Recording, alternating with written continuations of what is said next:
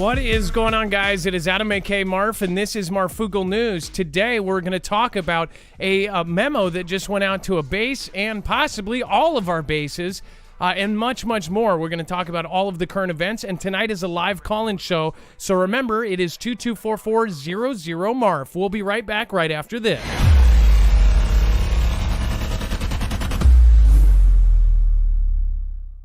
Nothing in the show should be considered legal, medical, or financial advice. The views of the callers can differ considerably and do not necessarily reflect my opinion, Dex's opinion, or anyone else who works with the show. You should always do your own research and consult with professionals. The internet is full of fake news, so please take everything with a grain of salt. If you have not already, it helps us out if you end up going through any of our affiliates, and it helps you out if you end up protecting yourself against cybercrime. NordVPN is one of the best and one of the easiest to use. If you do not have a virtual private network, it protects your IP address, which is your online identity, which actually connects to your real address and everything else. It also connects to you. If you know anything about how they are data logging and basically getting your profiles down, you can prevent that by having a VPN. Nord is, again, one of the easiest. Download it. It's like an on switch and off switch. All you have to do. Go to marfooglenews.com/VPN. Not only will you get a giant discount on this, but you will also be helping us. I appreciate your support, and I appreciate everyone that goes through any of our affiliates. Can't say thank you enough.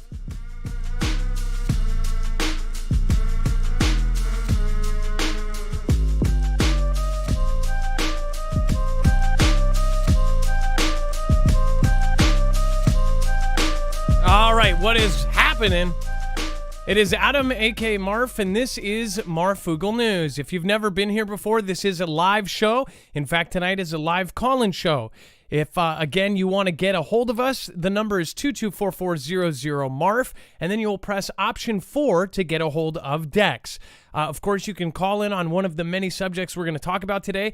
Remember that we're going to be covering a lot of stories, and we take the time before every single live show to do a full bibliography of sources. Now, when you go over to marfooglenews.com, not only will you see that you can sign up for our own notifications directly to your phone, but you can also sign up for our email list.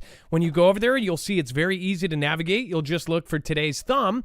Signs are everywhere. And then, of course, once you click on it, you will see that we have a list of every document, article, video, picture, tweet that we show you will all be there available for you. That way you can check where we are getting our stuff from, and you know exactly where your stories are from. And then, of course, once you go and scroll down the page, you will see that there is web-only content. That is essentially the stuff that is too hot for TV. This is, again, the stuff that's too far to one direction, or is stuff that people are getting booted from. There's an entire other show down here. There's videos, just all sorts of sensitive stuff down there, so make sure to go check that out. It's an entire show by itself. Now, this is blank now. It is caller info. By the end of the show, that will be full. If a YouTuber calls in, or if somebody from the Foogle fam calls in with an article or a tweet that they want to show us, that will all be there with their information and their links, and anything that they share with us, we then share with you. Example, if they share a sightings video, we would then upload that to the website so you would have access to it, so you can go check it out for yourself, examine it, and give us your opinion on it. Now, on the right side of the page, you will see that the boxes over there are all affiliates. That means essentially when you purchase any of those, it helps us by giving us a commission. They essentially help us for sending you to them. That way, that helps us financially, since we are covering controversial issues. We're not treated the same as, say, a photography channel or, say, a movie review YouTuber. So again, that is a good way to support the channel. Of course, there's a ton of great stuff over there, including My Patriot Supply EMP Shield, which we highly recommend. That is a real thing that we think that will save lives in the event of an EMP or a CME, which is guaranteed to happen at some point. It's just a matter of if we're going to be prepared for it or not. All right, and then we're going to talk about Power Grid. We're going to talk about the memo that just went out to bases, essentially saying to be on 24-hour readiness. We're going to talk about all of that and more. Let's bring in my co-host / internet brother, Dex. What is happening today, and how are you doing? Well, hello, Adam, and hello, Foogle fam. I am preparing to freeze. So Dex is in Georgia. I'm in Washington. I had a freeze out moment last month. You had recently really cold weather, and now you are about to go into another cold snap. Is that right? Yeah, there's a big Arctic blast that's going. Even Miami's going to get hit like in the 38 degrees in Miami, which is unheard of. So this kind of goes right into our first piece here. It says Arctic chill to bring 30s for first time in 11 years to Miami.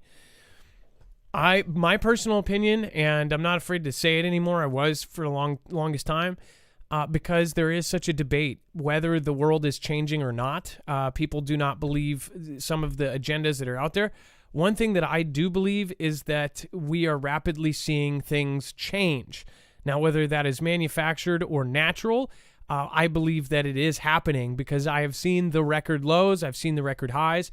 I've seen the freak tornadoes. I've seen the freak earthquakes. I've seen the freak events all over because we've covered this. We've covered it almost every single day for now, almost 4.5 years. So we follow this really closely. My opinion is that, things are changing and our planet, whether it is manufactured or not, it is happening and something crazy is going on. Meanwhile, all of the richest elites are trying to leave the planet. Everyone is buying their own rocket and they are basically setting up a government outside of Earth. It's straight out of a science fiction film. Only the scary part is they are spending billions of dollars on it. So it's not science fiction, or at least not what it looks like. Again, we're not being told everything. I want to thank Vic Santiago, says, starting to get worried. Things are coming into a head so fast. So, yeah, we are essentially, I believe, based on the information that we have that has been verified by many sources, that they are on 24-hour readiness at certain bases. So that's kind of a big deal. We'll talk about that here in a bit. Human mail. I guess the best thing would be to not be surprised by this. Most everybody here would not be surprised by some sort of event. I am in Washington. I think I have more to worry about than, say, somebody in the Midwest. But it depends. If it's a full, exchange, then we're all screwed. And heck, that might even be best for all of us because it would be quick. But if it was some sort of event that actually came to our shores here in the U.S. or came to the Europe or anywhere else, that would be something that, most of you wouldn't be surprised by at this point. Then Human Mail, thank you for your support. S. Sherwin, 602 says, thank you for being two of the good guys. Thank you. Hey, appreciate all the support from everybody. Toss Dare from Australia. Thank you for the 20. I don't know what you guys call your money there.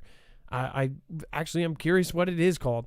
Soldier for Christ, thank you. Robert Williams, thanks for the support. And Delaware Yeti says, I have changed my name this weekend to celebrate the show we are getting. Stay warm and stay prepared, Foogle fam. Oh, the snow we are getting. Delaware Yeti. Yes, you guys are going to have that cold chill. And then Kari Bond, Jay Hooper, and then Craig Alicious. Thank you, everybody. I appreciate that. And then to go into this, essentially everybody's going to freeze in this area. It says Floridians living in Miami will be grabbing the blankets this weekend as the coldest temperatures in over 11 years arrive Sunday morning. The chill will be felt with a low bottoming out to 38 degrees. The last time temperatures dropped below 40 degrees in Miami was on December 28th, 2010. It says the National Weather Service issued a special weather announcement or statement on Wednesday warning of a strong cold front that would move down the Florida Peninsula Friday night, then off the southeastern Florida coast during the pre-dawn hours of Saturday. It says temperatures on Saturday are forecast to not get out of the 50s over most of the area, and even southern areas around struggle to do that. Hold on here. Thank you for doing that. Even southern areas around Miami may struggle to reach 60 degrees under clearing skies and gusty northwesterly winds.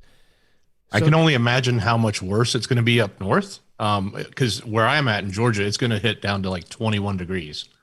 And that's pretty cold for here. Really cold for here. I mean, would up north would be like something like Michigan or something like that? Well, yeah, the whole East Coast is going to be hit with this. It's just that it's dropping so far down to actually go to Miami. And it's obviously coming pretty far down for even us to go down to 21. Usually we get cold. It's, 30, 32, maybe 28, but every now and then we get these really deep colds. So that's what this is. And it's going to, this article focused on Miami because that's the big, headline. It really is going to hit the whole East Coast because it's going all the way across. So East Coasters, I'm praying for you that this doesn't get bad enough to where, and some places probably will be hit with power outages and other things. So, just keep that in mind. Always have a backup plan. Most of you already do. Anybody that watches this show is kind of prepper minded. If you're not prepper minded and you're watching the show, then you might not fit. Honestly, I think that there's a lot of people out there that are against prepping, or I guess it's stressful for them and they take it out on other people. I think people are scared right now. And my goal here is not to scare people. I know in turn by covering some of the scarier subjects we cover, we do scare people. But I just want you to know exactly where I'm coming from. I feel like people should know this. I have friends and family that watch my show. We have friends and family that have essentially given us heads up on certain things. And I think that it is much better to have a warning and not be completely in the dark. Now, you might be surprised by this, but most people do not know even that China and Taiwan have an issue right now. A lot of people don't even know that Russia and Ukraine have an issue. And they far, far from know that how we would even be involved. Most people are caught up in social media.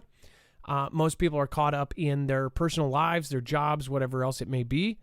But at this point, people need to have a plan, a backup plan. Like Dex said yesterday, his kids have 4 different ways to get to his house. That is actually a standard. The gentleman who does the one of the liaisons between the military and FEMA that works with Cascadia Subduction Zone, he had to have 4 different plans to get to work. So that's a pretty big deal to have, and it takes time to do. But I think everybody should have multiple plans on how to reach your family in the event of an emergency. So, and I hope that even if one person takes that advice, I think we would be. That would help. That's a good thing. Elon Musk says it's more important for Tesla to make a robot than new car models this year. Tesla says the CEO Elon Musk said Wednesday on the company's fourth quarter earnings that called that a humanoid robot is the, quote, most important product that Tesla is developing this year, putting it ahead of the much-hyped Cybertruck and other Tesla vehicles, including the Semi and the Roadster. Musk first teased the Tesla bot using a human in a robot suit in August during Tesla's AI Day, when he warned it probably won't work, but the Tesla hoped to have a prototype in the next year. I think it has the potential to be more significant than the vehicle business over time. Musk added that the robot, which is codenamed Optimus, like seriously, that's awesome and scary at the same time. It said that Musk said Tesla now has no plans to introduce the Cybertruck this year, and that the company isn't currently working on a $25,000 vehicle. He added that the continuing chip shortage would make it impossible to release new model vehicles without resulting in fewer total vehicles being delivered. So if they go over here, they're going to lose over here. One thing, Dex, that should be kind of an eye-opener that these huge companies are changing releases. They're changing things. Not everything is going as planned. So something else is happening here. Again, with the robots, that is straight out. I mentioned a movie that I watched with my family that was actually hilarious. The Mitchells versus the Machines. And it was kind of in fact, the scene in the movie, it's an animated movie, shows this CEO kind of like Steve Jobs up on a stage like that, or kind of like Elon Musk showing the Cybertruck. It reminded me of that exact scene where he's on the stage and he's showing the Cybertruck. He throws a baseball at it and broke the window, all that. But he pulls out a robot, and then those robots start taking over Earth. Now, that sounds funny, and it's a joke now, but you're talking about actual robots that would have AI ingrained in them. This is not a good thing. There's a reason why a lot of people say that there should be oversight on robots and on AI, because there is none. And when you start introducing AI, I don't think the majority of Americans or people around the world really know how serious this AI can get. We've already seen, the Oogle, the big king social media, they killed a program because their AI started inventing its own language. Talk about scary. So, Well, speaking of Steve Jobs, Adam, when I heard this, we heard about the robot a little while ago, but when he came out and said this is like the most important thing for Tesla, it really got me thinking about like when Steve Jobs made that huge pivot. He was only known for computers. He's only known for the Mac. He did all these great things for the Mac. And then all of a sudden he walks out with this iPod that turns into basically an iPhone, which basically revolutionized what they were doing. It was totally different, like not even the same thing. And I think there's a lot of learnings that they've gotten from the car industry and a lot of the AI that they've built into the computers that they put in the cars for autonomous driving. And God only knows what else they're doing, learning from, people that are in the cars, how they react, what they do, what they see, because all of those cameras on the Teslas are picking up everything. Is that really funneling and fueling, information to make a better, as they call it, a AI humanoid, not humanoid, but a robot, right? So is this is it really going to be their pivotal moment where it's, cars are really just a secondary thing and these robots are going to be the mass thing that they're producing in the future? I don't know if it's that drastic of a change for Tesla or if it's just that he thinks it's so important he wants everybody focused on it. Well, if you've seen any of the movies that have come out, there's a lot of different scenarios that they kind of paint in science fiction. One thing I want people to keep in mind that Hollywood and Operation Mockingbird was a real operation that CIA kind of ingrained themselves into different media, into different movies. One thing about Hollywood is it's always guided us towards our thinking and how we approach certain subjects. So I want you to think about that. And if you don't know about Mockingbird, look that up because that is very important to know about. Mark Dice has a great book on pretty much everything as far as whether you like him or not. He did really great research in that book and talks about how Hollywood has played such a huge part. It's playing a huge part right now. It's completely has people just thinking one way or another. So check that out. But look at the movies and how they've portrayed these robots. I don't think that these movies are wrong. I think that they are right in the sense that this will become something that is extremely popular. Ron's Gone Wrong. It shows these kids basically just like everybody has their iPod or their Apple or their cell phone now. It showed everybody having a little robot that could do everything. Even the outside of it could change its skin and be totally personalized. But then it got to the point where everybody had one, and if you didn't have one, you were left out. And these things did everything for us. With the Mitchells versus the Machines and or the Will Smith movie. I'm trying to remember what that was called. I Am Legend or something like that. Either way, one of the Will Smith robot movies, they always show these robots going evil. People take that as a joke. This is a real deal thing. People are concerned about this. Experts are concerned about this. Scientists with master's degrees are concerned about this. Even though people don't really respect, college degrees anymore. We're talking about some of the smartest people in the world are saying don't do this ever. Just don't even do it for convenience. Or at least don't put a brain in it. Make it do a simple task and then you buy a robot for that simple task. Like, it does your dishes. Okay, that's all it does. Do not do these multi-layered robots. Once you introduce AI, I think people don't know that this AI can grow and learn, and the computer power that these are at, they would be able to invent another robot or replicate. We've already seen it in microscopic AI-driven things. I mean, like, this is crazy stuff. We're in the future. And then we have a lake could erupt and kill millions with poison gas cloud, experts warn. Now, this is on the tail of course, we heard about this underwater volcano. Now, I still think that underwater volcano was odd. I mean, it was definitely interesting because the underwater volcano that happened off of this little island about a week ago, it was the first time it ever happened. or at least the first time they've had this kind of explosivity from an underwater volcano. It sent a shockwave. It looked like from space. It had a mushroom cloud, if you know what I mean. Now I'm not saying that that's what it was, but again, there was a lot of people that had that theory because of what it looked like. Now think of that in a lake and a gas that would be poisonous. I guess when it mixes with the air, it causes a fatal gas. It says researchers are concerned that a killer lake in Africa could be fatal to millions.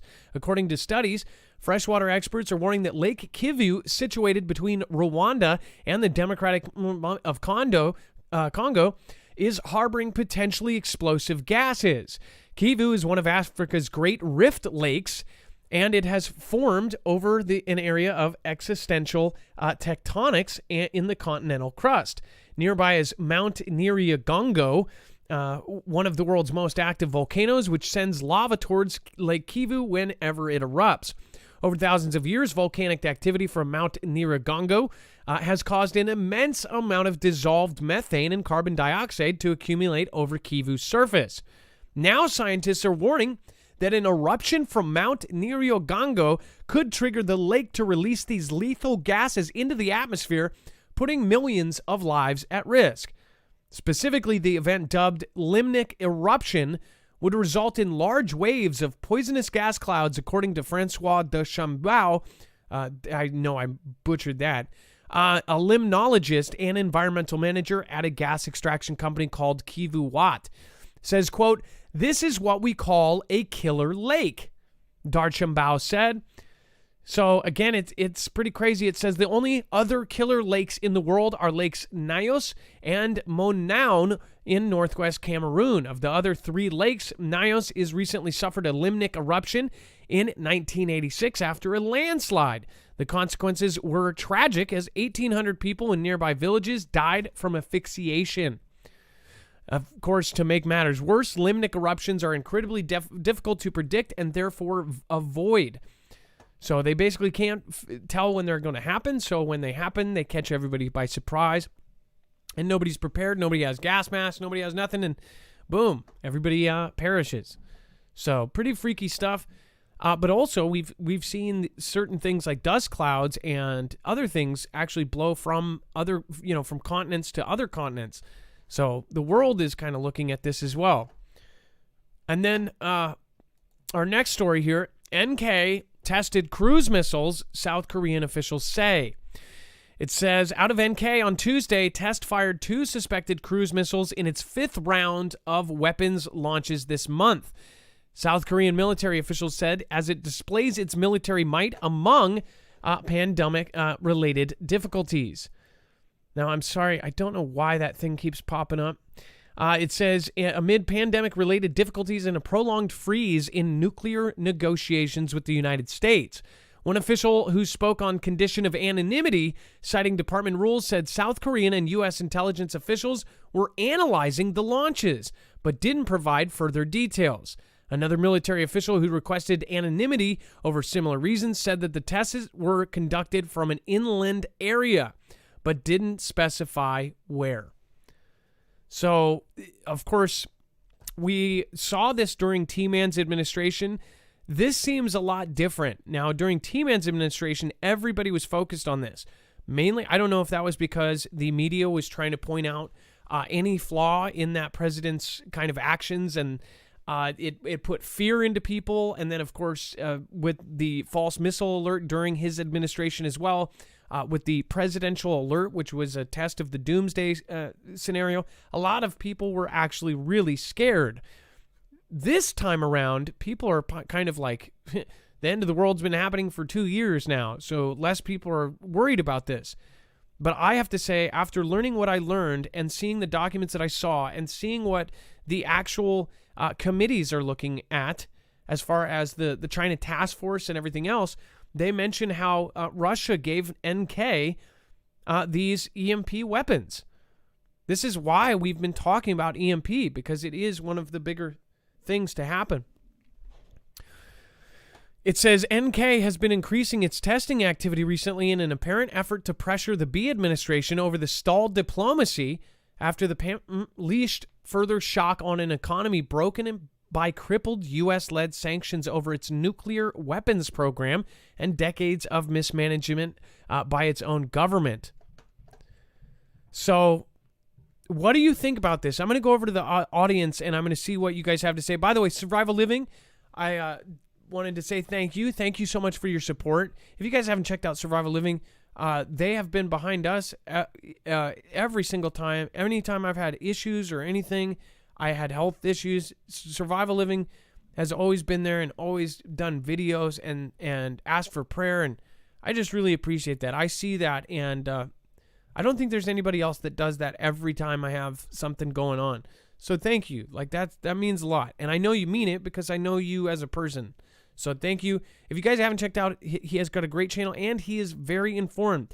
He is a better prepper than me. He is actually educated as far as he has done classes. He's done programs, something that I would love if I didn't have 4 kids, I would love to get into.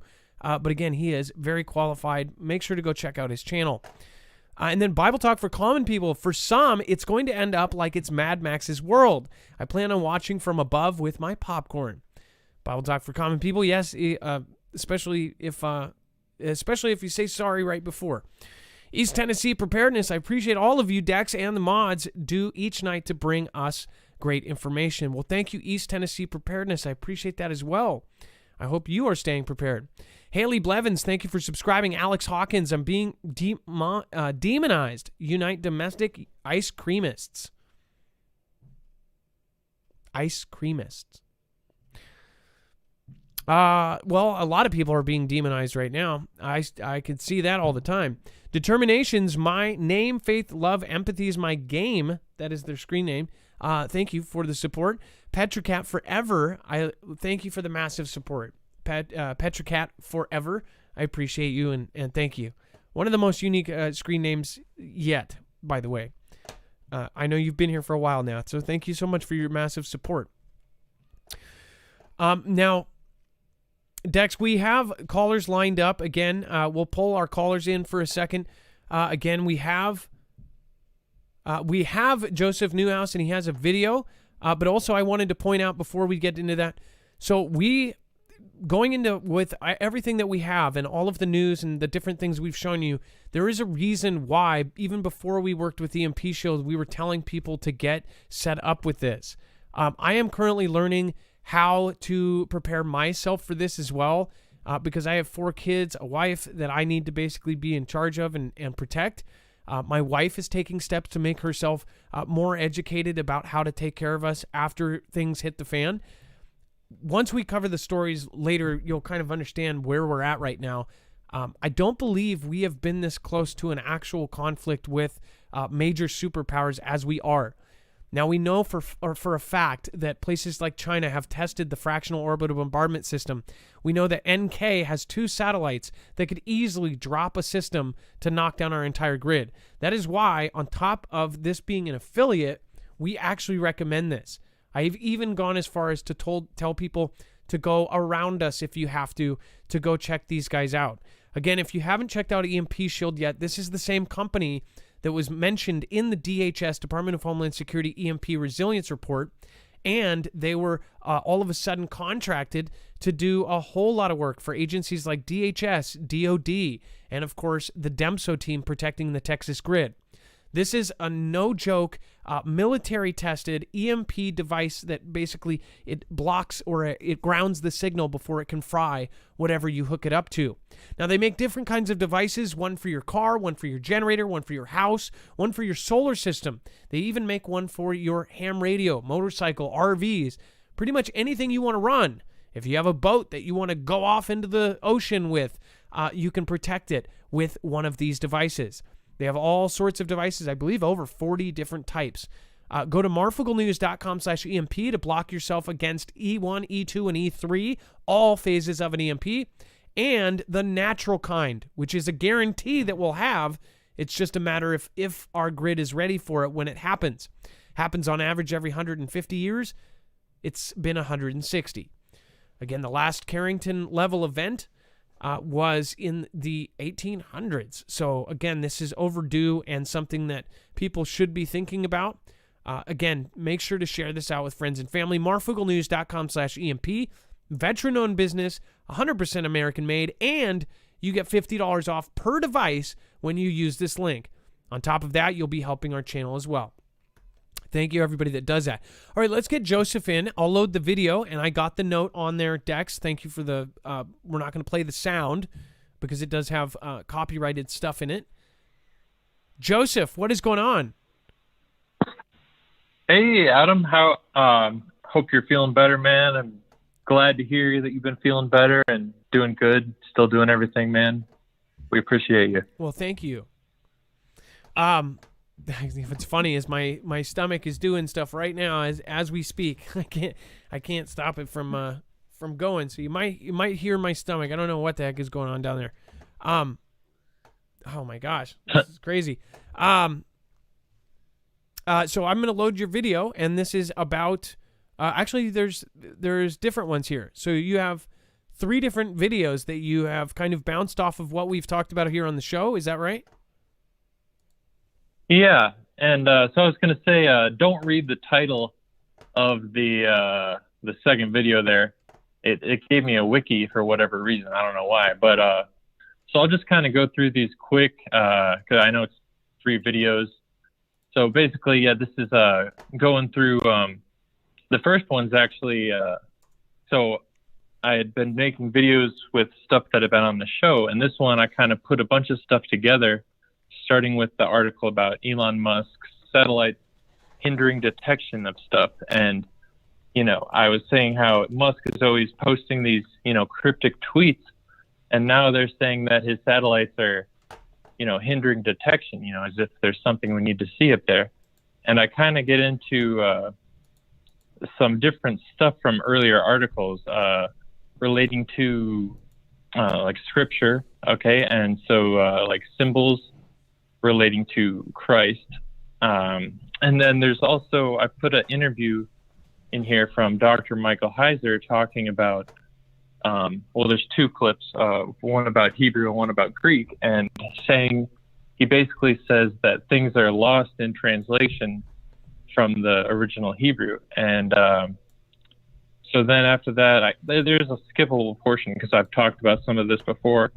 And then I kind of talk about the Carrington stuff and the green flash, which is a meteorological phenomena. I mentioned it a long time ago, but you know, it kind of relates to the whole EMP stuff. And then if you want to continue on to the second video, I'm just going to go through these real quick. So the second one starts with the article, Saturn's ice moon could be a stealth ocean world. And yeah, so I related that to a couple articles. There was I don't think you covered this article about NASA's Pandora mission, but they have this weird picture with a ring, and then I related it to this old article, and this is from a couple years ago from on your show, the Lunar Spa. You might remember they had the picture of the moon. It's the picture of the moon's at 42 seconds if you want to just click to it, but it's like blue, and they're saying it's like a spa basin, the lunar. And yeah, and I get through that and a few different things. I don't know why they put that wiki on there, honestly. I kind of end in shape of Earth. Talking about. Well, you titled it "Shape." Yeah, don't say that. Yeah, I know. Don't say that. So you won't. Well, I think it's because you put it in the title. You can say "shape of." That's probably why. But yeah, they anything like that. This is what. See, the thing is people don't realize when they put that wiki that does demarket. Any of the wikis are bad. Especially if you say that the stuff that comes out of the flying objects above us, that spray, if you say the word for that, it will pop a notice up. Or if you say CV, or if you say anything, the president that was in the 60s that got knocked off, if you say his name, they'll pop up a wiki. Those wikis are horrible. It's like, why do people don't trust adults nowadays? It's like grown-ups can't think for themselves. They have to be cradled because we're just too stupid to figure it out on our own. And I didn't even say anything. I think Dex is right that it's just because I titled it that. And real quick, I'll just go over this third video. It's more of a documentary, kind of as a follow-up to really that first video, Elon Musk Proves God is Real. And so I kind of start with this Elon Musk's rocket about to crash into the moon. You talked about that. And the first thing I thought of when you said that was like the moon, with an X on it, because it's SpaceX, so like a target kind of thing. And so then there's some clips, one with Maria Kavilhag, and then another going back and forth with Dr. Michael Heiser, the Hebrew scholar. And I tucked a little bit of Jacob Israel into the end there. And it's just kind of, it might be somewhat shocking, some of the things that he says, but I think it's a helpful video, and I was kind of inspired, or I felt that I should make this video, and basically that's it. I kind of went through the first one quick, but there's a whole playlist that the first video came from, different videos with more articles if anyone wants to know. But yeah, I was going to ask you, Adam, what is that? You got like a satellite phone behind you? On your right, you're right. That's a generator. The show is now running off of a generator. It's cool. It's a solar power generator, power bank, modular system. Again, it's basically if the power goes out, we will keep going.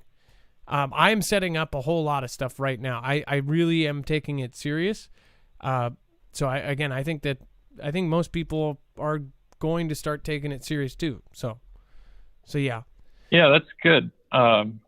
It just kind of looks like from Jurassic Park, the satellite phone. They're on Isla Sorna or whatever. I know exactly what you're talking about. Yeah, it's an Energy Flex 1500. Well, Joseph, I'm glad you did did all of these. So if you haven't seen Joseph yet, what he does is he does these bounce off articles, and he goes deep dives into some of the articles that we cover. But he does his own stuff as well. But if he sees something that, say, the Foogle fam has interest in, he'll go and deep dive into it, do research, go into the symbology of, say the symbols in it, or he'll go into the deep dive of it, and then he makes whole videos and splices together and edits together these pieces. So if you haven't checked out Joseph Newhouse, he's almost at 4,000 subscribers, which is an amazing thing. Make sure to go check him out. Also, he's in the fam, especially make sure to check out Jacob Israel, Lady of the Labyrinth, all these people that are kind of associated. So thank you so much for calling in, Joseph. I appreciate you. Yeah, and just as a closing note, the Lady of the Labyrinth is, she talks about, she's a scholar of Norse mythology and stuff like that, and I kind of included that, bouncing off of what Dr. Heiser is saying, and yeah, so that's that, just to kind of explain that. And thanks so much for having me on the show, Adam.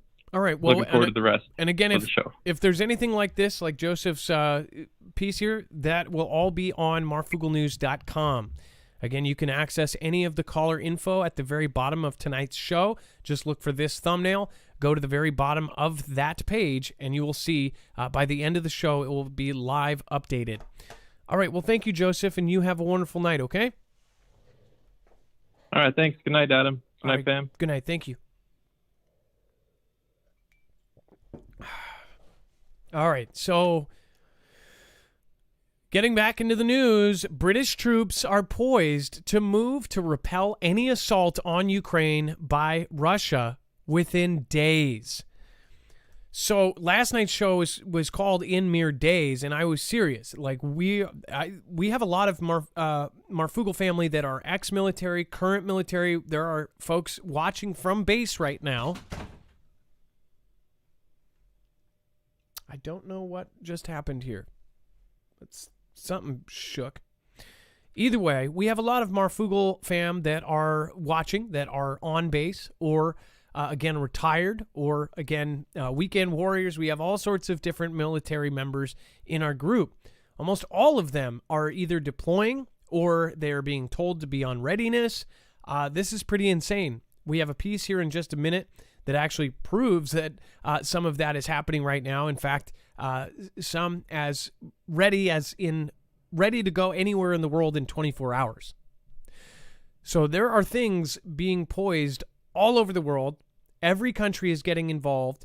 Every country, including ones that are not part of NATO, are getting prepared. Good example, Sweden is not part of NATO. They are sending troops to their island of Gotland because in fact, the foreign minister there said that history may repeat itself. And if we go by history, they may not just stop at Ukraine. This is a serious deal. They're looking at it as if this is not just a Ukraine takeover. This isn't the same thing as taking Crimea.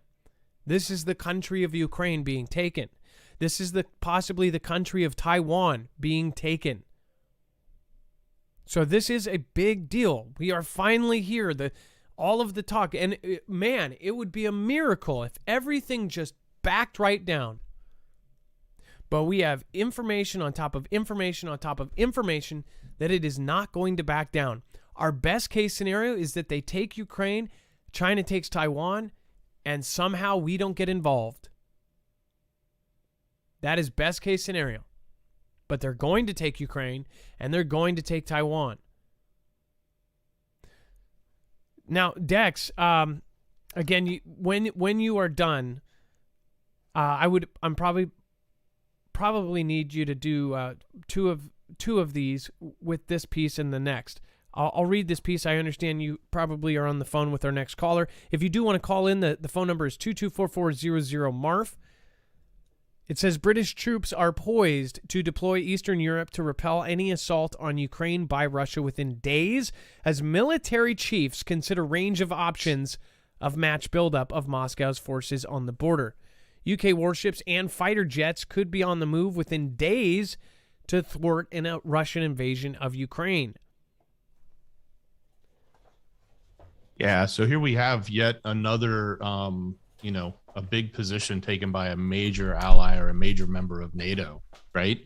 So for them to take this this is very similar to our administration coming out and saying they're looking at 8,500 and then turning around and saying, behind the scenes saying up to 50,000, which wasn't an official statement, but then it was leaked out that they were looking at up to 50,000. So this is, the equivalent of that coming from the UK saying they are ready to, have troops ready to deploy. So they're not saying that they're not willing to send troops. They're saying they're willing to send troops. So it's kind of a big deal.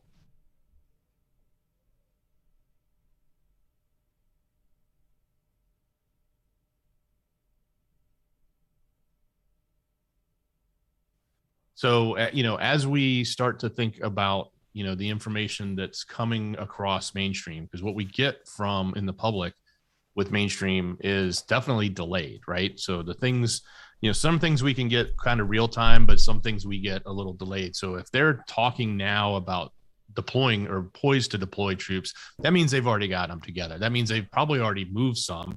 They've already got them into a closer location and gotten them ready to be deployed into action so that there's not a long delay when the time comes.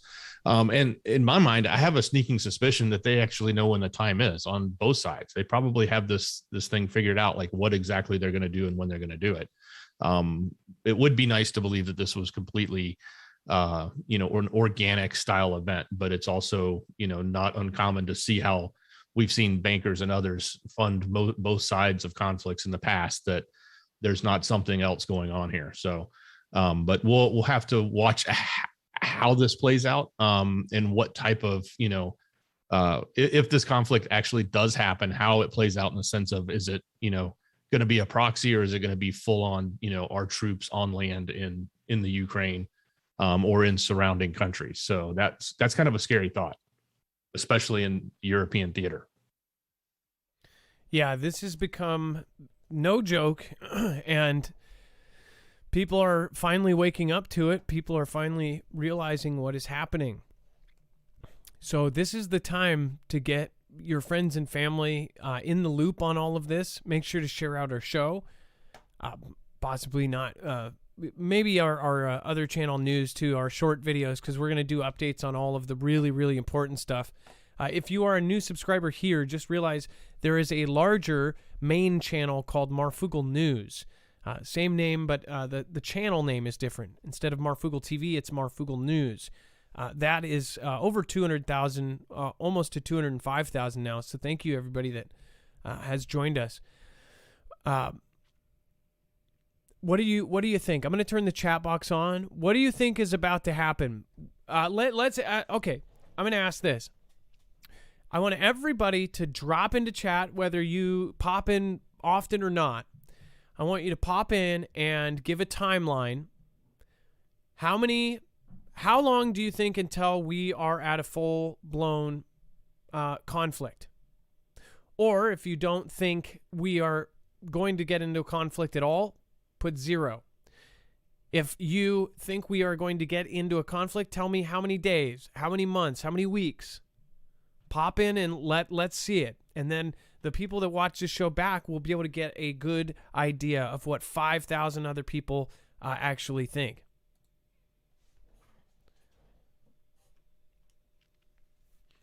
So this is good. People will be able to look back and look at what everybody else is thinking, because another thing is that, when we think something, we don't know if other people think it, so we're afraid to say it.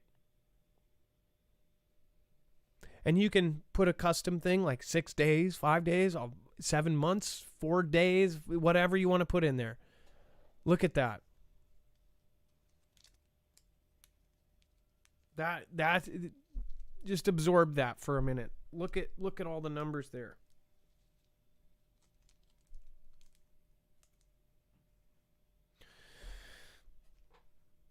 It's pretty crazy stuff.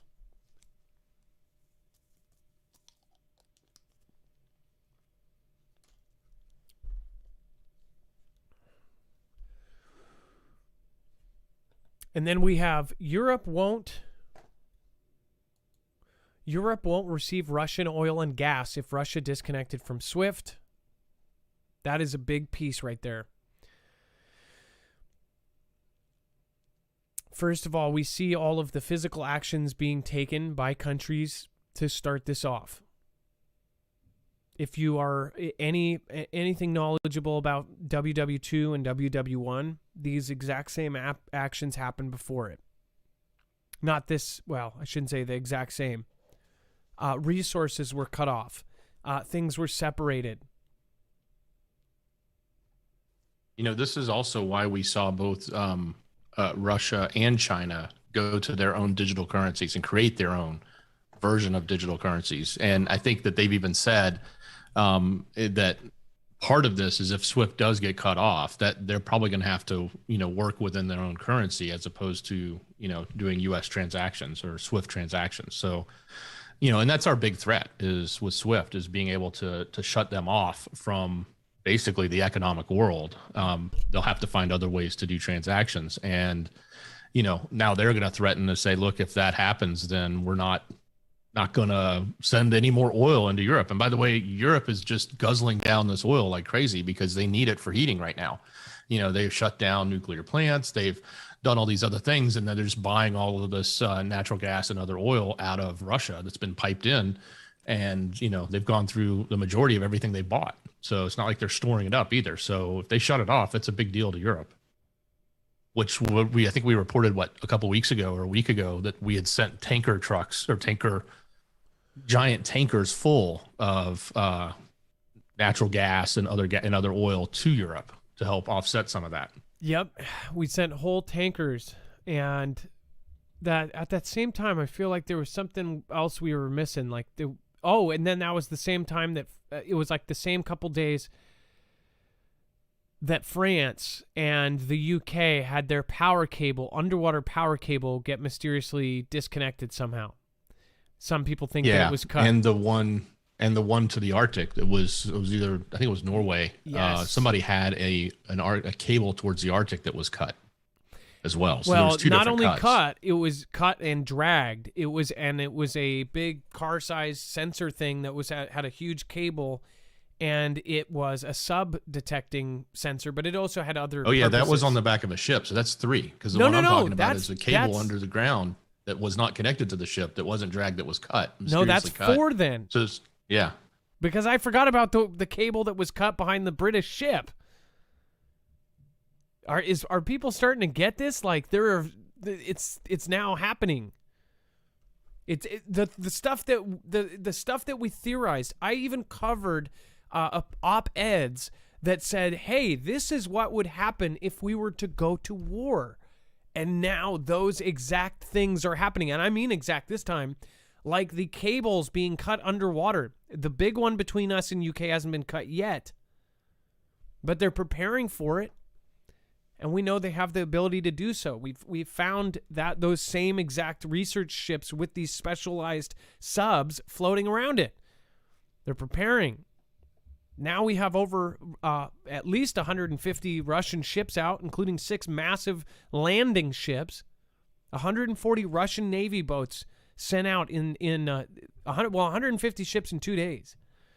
All of our amphibious landing craft left port on the 18th and 19th of this month, just over a week ago. This is information that needs to be shared with friends and family. And I guess my explanation of why, their first question is like, why haven't I heard about this? Your country does not want you to panic. And your country is not going to put it on front page that we are possibly very close to a conflict. The reason why is you do not go about your daily things. You are not an efficient person in society if you are afraid. In fact, you're not an efficient person in society if you're off doing something and they don't, for whatever reason, want everybody prepared. I know this because other countries do a whole lot to prepare people for disasters, for weather events, for even nuclear events. But we don't, because they want you to doing your 9 to 5 and just be a drone. They want you to consume. And then when you're done, Adam, they want you to die. And Adam, just for everyone's information, the last article about Russian oil and the next one you're about to do about the Black Sea, both of these are coming from TASS. And TASS is one of the major Russian newspapers. So this is coming from their point of view. This is what they're reporting on. And again, this is we have TASS, RT, all of this. We wrap in our news, their news. If we talk about India, we grab Indian sources. If we talk about Australia, we grab Australian sources. We try to grab at least the other sides of things as well. And most of the time, we put both sides in the website. So make sure to go over to marfooglenews.com every show and make sure to check our sources to see. This is important because all of the main Russian news, they are talking blatantly as if we just started war. I mean, just short of saying we just declared WW3, they are talking as if it's already started. We read some of the headlines they have last night. It says over 20 Russian Black Sea Fleet warships deploy to sea for drills, on top of the 140 and on top of the 6 landing craft, and on top of the carrier strike groups that they have. Over 20 combat ships and vessels in the Russian Black Sea Fleet departed from their naval bases in Sevastopol and Novorossiysk for drills in the Black Sea waters, the Fleet Press Office reported on Wednesday. The drills of combined armed task forces, naval strike, and amphibious assault groups in the Black Sea involve frigates, guard ships, missile corvettes, and missile boats. Amphibious assault ships, small anti-submarine warfare ships, and also minesweepers. You need minesweepers if you're going to be dealing with mines, which would be a water coastline invasion. Which, by the way, Taiwan has set up that for China. I'm assuming Ukraine on their coast has mines as well. We haven't covered anything that says that yet. But I would assume they would be getting their coastline set up if this is how serious it's been getting. During their, in fact, Dex, what do you want to bet that in the next week we'll see something about Ukraine and mines? Probably a pretty good chance. And then it says, during their transit to the designated areas, the warship's crews will hold a series of communications and safe maneuvering drills in the sea lanes with intensive shipping and also an exercise to provide air defense at sea, the press office specified. So, not good. Before we talk about Russia's military, once creaky is modern and lethal. This is actually where it's coming from is important. I do want to remind you, it's smart to have extra supplies. I don't think any of you really need to be told. I guess this is more of like, hey, if you need a place to go to get long-term survival food and other things, make sure to go check these guys out. This is My Patriot Supply. You can go to marfooglenews.com/prep. Again, this has everything from short and long-term survival food. They have serious professional water filtration systems, air purification. They have survival gear, cooking gear, tools, power lighting, stoves, fuel, lighters, first aid, medical, and survival books.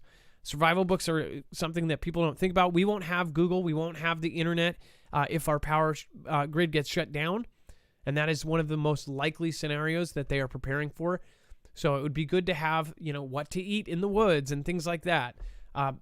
You might think that you would be able to survive in the woods. Almost all of us would not be able to, at least not without help. So that's where books, out of all of those things, water purification, extra food, extra water, and then survival books, I think are really important. Of course, first aid, having extra of whatever you may need. If you are asthmatic, you need asthma medication. If you are diabetic, diabetes medication. These are all things people don't think about. Another thing is their pharmacies won't be available if all of this goes down. If something gets really bad, then you make sure to think about that and start planning ahead. And again, there is no downside to having extra food and supplies. There's pretty much only upsides. And other than, it depends on how serious you go. If you take your whole paycheck instead of paying your bills and buy all survival food expecting the end of the world this week, that is not something you should do. You should take a little bit at a time.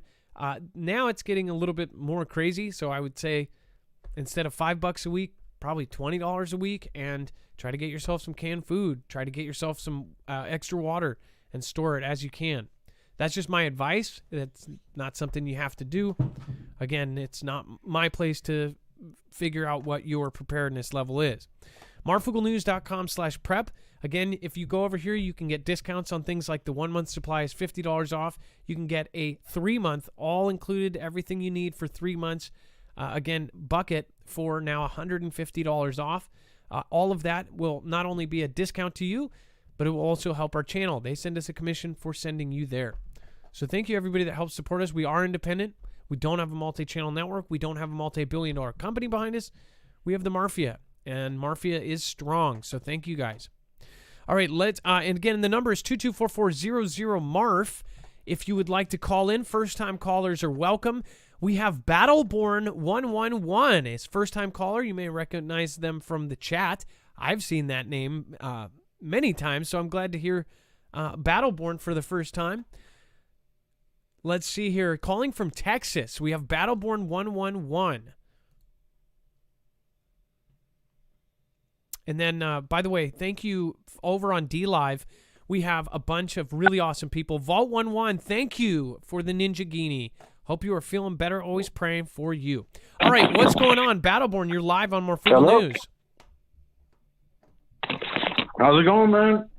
So what's going on? I've seen your name in the chat. I've never met you, so nice to meet you. All right, yeah. Thanks for having me. What's up, Foogle fam? It's taken me a minute to call, but I just want to try to keep it short. But mainly wanted to have a call of gratitude, man. Thank all of you guys for everything. So yeah, my lady Milan. She's the one that turned me on to you guys back in 2018. And she recently passed last spring, March 25th, from breast cancer. And that was our thing. Kick back, smoke a little and just listen to the news, So, yeah. I am yeah. I'm sorry for your loss, and I wish I could have met Thank you, her. Adam. I wish you guys could have called in together. Right. There's nothing much I can say, but I want to thank Yvonne for Yeah, no, sending I you. know. And by the way, we're all here for you. There's, now you are part of something. So I think it was meant to be that way. It's bittersweet, man. You guys are my family now. Like, the whole deal is, I've been on this trip for a long time. Like, William Cooper got me into it back in the day, reading Behold the Pale Horse, and he writes about all of this. Like, he's been talking about it for years, and it's all coming into play. And that was the manifesto: was if I end up turn up dead, it's true. And that's a whole other thing. But so yeah, I didn't even get through that book because it was way too heavy, and I just felt like I was going crazy. And you know how people are; they're like, but you know how it goes. All of it's coming true. But anyways, I've been on that path for a minute, and she was like, check the show out. She's into you guys. She didn't think I'd be into it, but I was like, yeah, I'll check it out. And once you guys started going, I was just like, oh, it's right up my alley. And, I fit right in. So you guys made me feel less crazy. You know what I mean? So. Well, you're not crazy at all. Just so you know. I mean, you might be a little bit, but that's okay. We all are. A little bit. No, man, I don't trust anybody that ain't crazy. A little bit crazy. Yeah. But so anyway, Milan, I just wanted to say she got me into this, and she was a little brief history on her. She was a missionary back in the day, and she actually smuggled Bibles into China. And this one quick story. She was on the subway, and it's so hardcore over there. She was doing her thing, passing out Bibles, and she noticed this one man. And he came up to her just, real humbly, and he couldn't speak the language, but he kind of motioned like for the book. And she went reaching her back to grab it, and he was like, motioned like, no, don't give it to me right here. And he pointed to like the staircase. And so once the train stopped, she got out and went out and put the Bible on that staircase on the little corner there, and got back on the bus and started rolling off. And she saw the guy just walk by and scoop it up real quick. And, the guy was in tears, she said. But she did missionary work all over the place, Africa, China, saved my life, But she was a great woman. And the main part of the story is, so she really recently passed last March 25th. And we got a cabin on Lake Tahoe. She's got a cabin on Lake Tahoe. And that's where she passed. And her sister was like, you don't want to see this. Whenever they're wrapping it up, the coroner's going to come get her and all that. So just go out on the deck and just, don't watch. So I go out there. I'm chilling. My brother, he's my witness. He comes out there with me. He's a coach and all that. And we're sitting there talking. I'm looking out at the lake. And if you know Lake Tahoe, it's like miles across to the other side. And it's 12 p.m., like high noon. And at nighttime, you can't see the headlights of the cars, right? But this was noon. So I'm looking, and he's talking, and over his shoulder, I see this pulsing bright light. Just pulsing, just sitting there in one spot. I'm like, hold up, bro. Just look over there. What is that? Do you see this? He's looking across the water, and he's looking. He's like, he's a coach. He don't partake in anything. You know what I mean? He's a straight-headed dude. And he's like, what is that? We bust out the binoculars. We're looking at it. And it's got like, it's just this white pulsating light with red, blue, and green little lights inside of it. And I couldn't really get a fix on it. It's just pulsating. And for 5 minutes, we're just standing there looking at it. And so eventually it starts dissipating, getting smaller. It doesn't go up, down, left, or right. It just kind of goes into the mountain until it disappears. And like right then, I'm like, wow, what is it? Just blew my mind. And I turn around and like the coroner's driving off. And, I think they came back to pick her up, take her back to the moon. You know what I mean? That was her nickname, Moon Ticker. So you're saying this So was, I think there's this some kind was of around the time she passed? like right when she had passed, and the coroners came to pick up her body. Like, you know, she was, you know, hospice or whatever, or in the last moments, and she had died. And they came within like 30 minutes to an hour. And when they got there is when I went out into the deck and saw that. And like right whenever it disappeared is whenever they were leaving. So you think that maybe that was her soul leaving? Right? Yeah, something. I mean, I feel like there's a connection, you know, like, okay, so let's say I saw this. I think there's a connection as far as like, cause she was hardcore a believer, and she would say that they were demons, UFOs are demons. But, you know, they're benevolent and there's benevolent ones. And, you know, I've always thought, you know, I don't know what to think, but I know what I saw, and it made me feel like they're angels. You know what I mean? Another example, maybe Dex pulled it up, is where the event happened back when, and they have the two lights going up in memory, you know? Yeah. And okay, well, there's a video of these orbs going within last celebration last September. There was they had the lights up, and there was these orbs just kind of floating in and out, and it looked kind of like what I saw, but I don't know, man. That's just what I saw. Testifying, could be angels. I mean, it's got to be angels, you know. But, well, there's a lot of people here that believe it's angels as well. Some believe they're demons. Some believe that UFOs are actually angels, and that's how it's explained. Right. And even back to ancient Egyptian times, that those were actually angels, and that's how. But again, we have all sorts of different views and opinions here. Yeah, that is pretty crazy that it happened at the same time. I had to tell you guys, she was familia, man. She was Fugel fan, and I had to tell you guys. But well, thank you. Yeah, she's the one that turned me on to you guys, and love you guys. Hey, well, we're here again, Battleborn. We're here for you, and I hope to get the Texas group. Again, you are from Texas, right? Have you? Yeah, I meant to leave my info, but yes, please holler. That's the one thing that's bittersweet. Like, you're the reason that we're all ready to go. We're all stocked up. We got a ranch and everything, and she got to enjoy it for 10 days before I had to drive her to Mexico. But so you have supplies. Yeah, I had to drive her to Mexico to get. Yeah, we're set up because of you guys. Oh, that's the gratitude. You know what I'm saying? Like, we've been at it, stocking up like squirrels for a minute now. Thanks to you guys. You know what I mean? Well, you instilled my my beliefs. Well, Battleborn, I hope that you meet other Texans as well. You guys have your own grid there as well.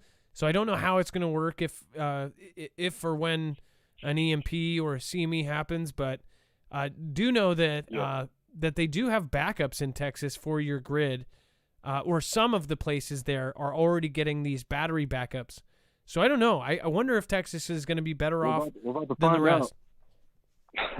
Yeah, well, we'll see. Battleborn, thank you for calling in. We're out of time, but again, her name was Yvonne. Yeah. I just want to confirm. Milan, like Spain. Milan, what a beautiful name. Milan.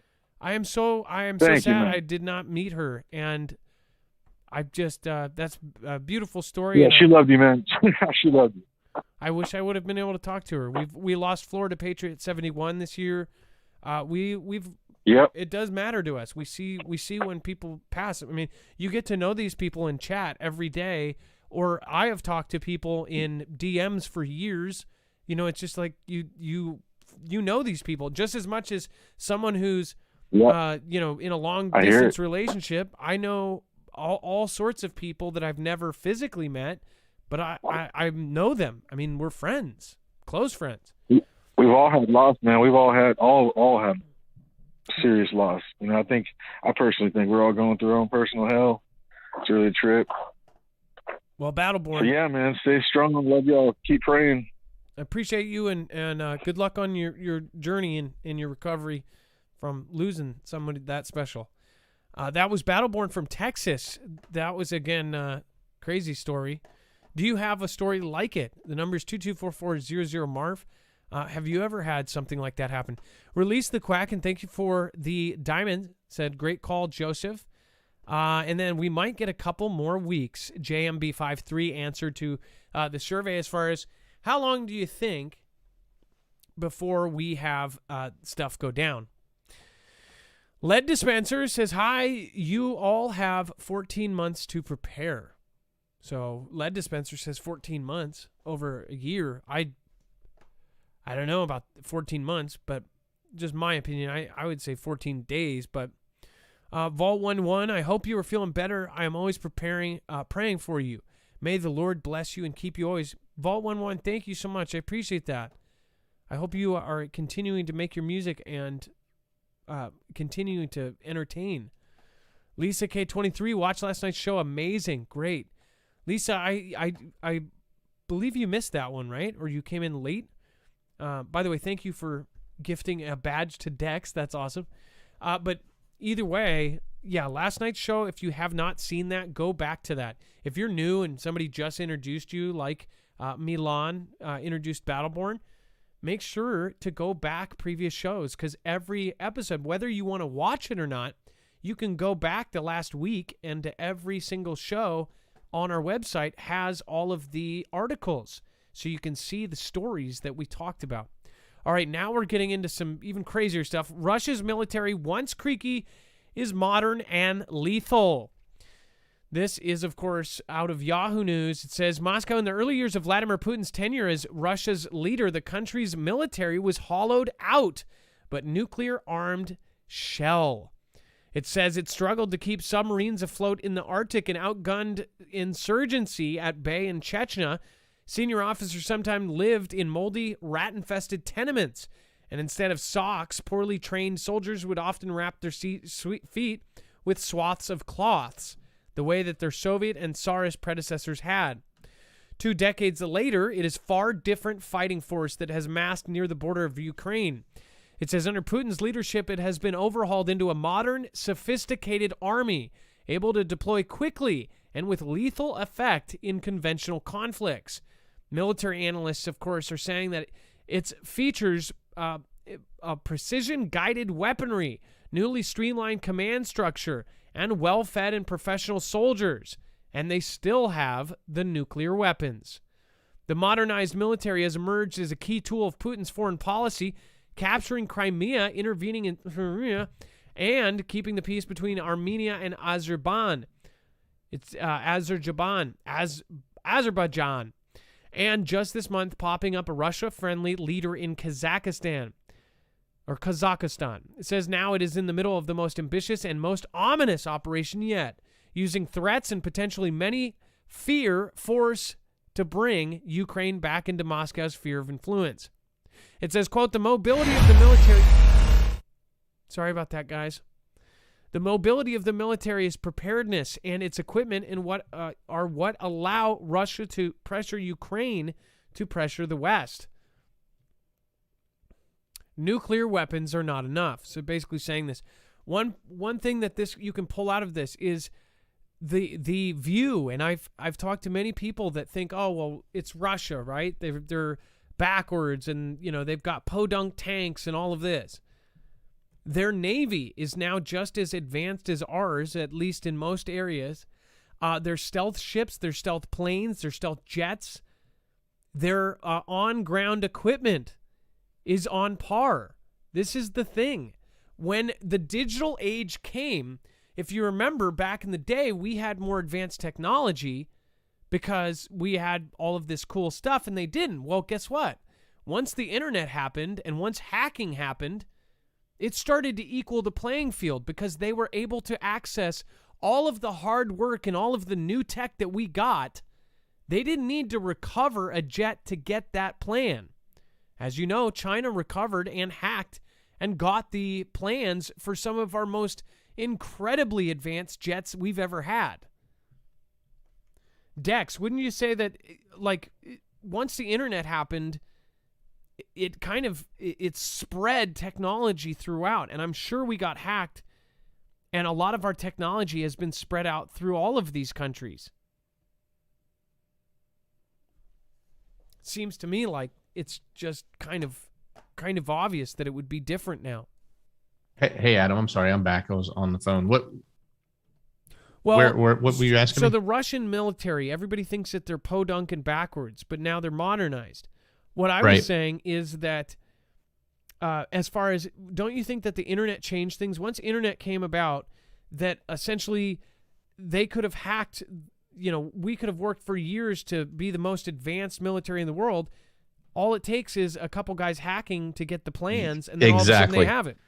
Yeah, imagine in 1985, if you wanted to get the plans for the, future F-22 Raptor, which probably was being designed way back then, because we don't know what they do 10, 15, 20 years before. You literally probably needed like suitcases full of, printed paper or, maybe some large disks to hold some of that data if it was even digitized, right? From these large computers that were at Lockheed or Boeing or whoever, right?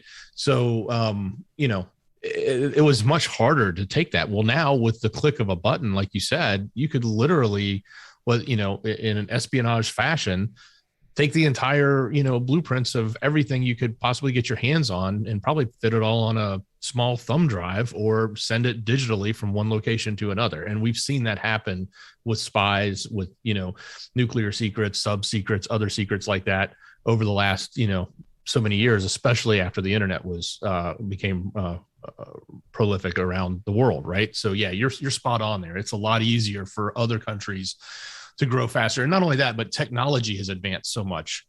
So the ability for them to be more advanced becomes easier. It was very difficult to do things in the 50s, 60s, and 70s. Well, now in 2020, private companies can launch rockets into space and do it better than governments could. So imagine, that same rule applies to every other country out there that's willing to spend money and hire smart engineers, right?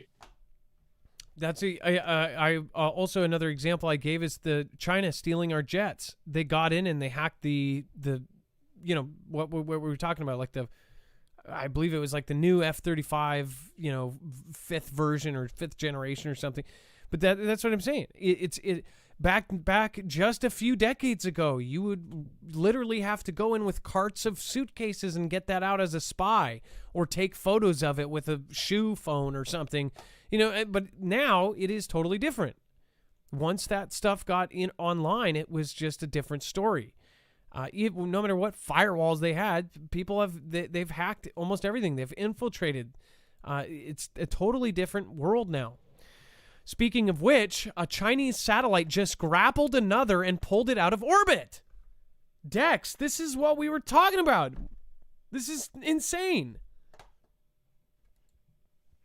It says that the maneuver raises concerns about the potential militarization of satellites designed to inspect, manipulate, or relocate other satellites. I don't know why that thing keeps popping up. It's driving me nuts. It says a Chinese satellite was observed grabbing another satellite and pulling it out of its normal geosynchronous orbit and into a super graveyard drift orbit.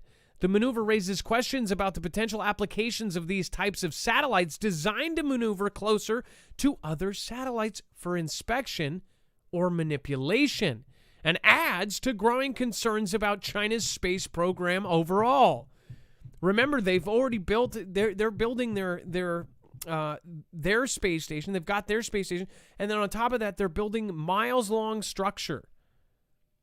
At the same time, the whole ISS project is totally falling apart. We've had numerous things, which, if you look at all of the things that have happened, and now we're looking at what's happening now, kind of seems like there was a lot of sabotage going on in the first place. Like, there was a lot of back and forth between Russia, China, U.S. There was all these weird things. There was a hole in the ISS. There was this. There was that. Who knows? It might have been propaganda. Who knows? ISS might not exist. We don't know. Well, here's a crazy thing. We were just reporting in November, I think it was last year, that there was a Russian satellite test that had a claw on it, right? And now here we see China's doing it. Here's the weird thing. Why? How would Russia then? I wonder if Russia gave the designs. We talked about this. So Russia had the clamp, but did Russia actually grab another satellite, or did we just find out they had the clamp? Do you remember?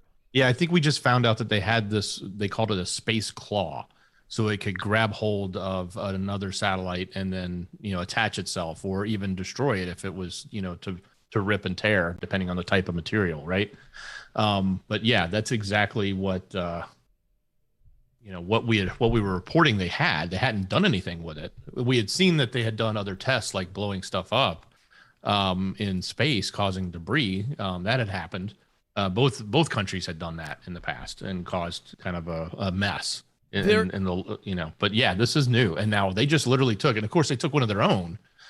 But that's okay. I mean, sure, that's just a test, but that just proves that they can take this satellite and move it in position to another satellite and then yank it off course.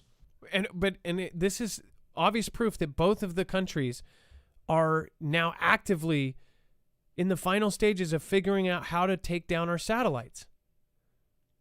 In the event of a conflict, they're going to knock down our satellites. They're going to do this in mass. They're going to try to grab every communication satellite at the same time. This is why I think people need to have a heads up and not be surprised by this. All of a sudden, all of our communication satellites will be gone. Done.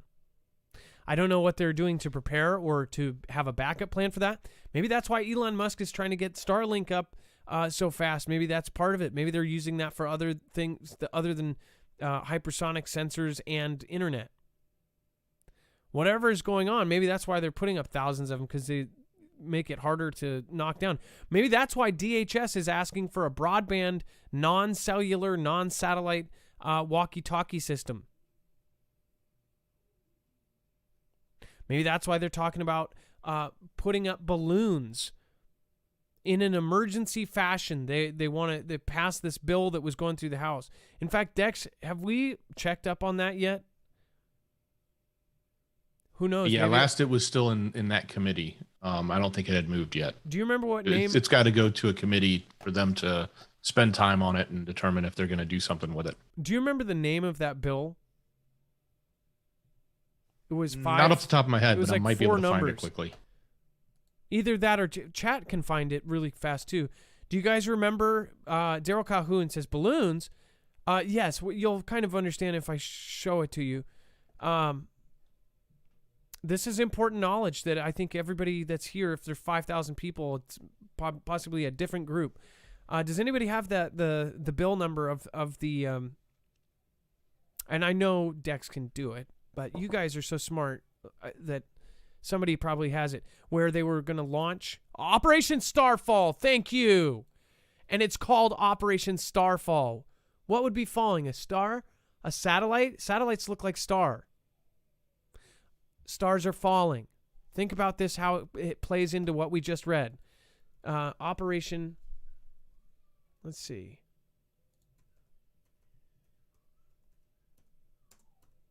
Starfall. This is a bill that they were trying to pass. And if you read the words, wait a second. Okay, so this says, it says Representative Maria Elvira Salazar launches Operation Starfall. Let's see if this, it says a dozen Republican lawmakers introduced American Freedom and Internet Access Act. This bill implements Operation Starfall, a strategic plan to provide access to wireless communications abroad and ensure we are ready when blackouts occur, disaster strikes, or when rogue regimes shut down internet access. This is critical to protecting the safety and well-being of the American society, citizens at home and abroad. It says the B administration reused to help the people of Cuba when they needed it most. So Congress must act to ensure that we have a clear strategy to deploy in a time of crisis. Now, people said, oh, Operation Starfall, that's just for Cuba. No, they were using that as an example. It's a worldwide thing. It says it in the bill. It would be for any country. It would be all over. It would be worldwide. And they would use it in a time. So say if Cuba knocked off their entire internet like they did a few months ago, we would be able to launch balloons. But think here. This also says at home here in the USA. This is something that has been partnered and mirrored by the UK. UK has talked about the same plan. Australia has talked about the same plan. These are balloons that take up a satellite to lower orbit, or just, they're an actual balloon, take it up high enough that they can use it for satellite internet. And this is a plan, Adam. So this means that they already have it. In other words, the name of this bill is the American Freedom and Internet Access Act of 2021. Okay. So that Starfall has nothing to do with the name of the bill. The bill itself says they're going to implement Starfall, meaning Starfall exists, or at least has a plan in place for how to deploy it. So this is something that already exists and hasn't been used, and they're trying to make it happen, right? And it's, for those of you that want the reference, it's HR 5123. It's very short. It's really easy to read. But yes, nothing has moved. It did go into the Committee on Armed Services. That's where it went for referral. And mind you, it says the Operation Starfall is the plan to deploy what we already have. We have these balloons. We have the system set up. Representative Maria said it herself in an interview. So we have this system. Do you think that they will even, and by the way, this could be passed like that if it's an emergency thing, or the president can do something else if we need it right like that. So this is something that they're going to do in the event. This could possibly be the way that our military communicates after we get our power and everything knocked out. Say if we do lose all of our satellites. Wolves55, Catherine Wilson, thank you both for supporting the show. Catherine Hope, I'm coming in late, but don't miss a show. Glad you are doing better. Thank you, Catherine Hope. Still appreciate the prayers. Ilea says, I don't know if I believe Putin is as evil as our media makes him out to be. What are they really hiding? Why are they poking the bear? Ilea, he's an evil dude that has killed a lot of people, but I don't think, but you're right. It totally could be a totally different thing. We could be the aggressor here. He might not be as evil as they're portraying him as right now, like he's trying to take over the world.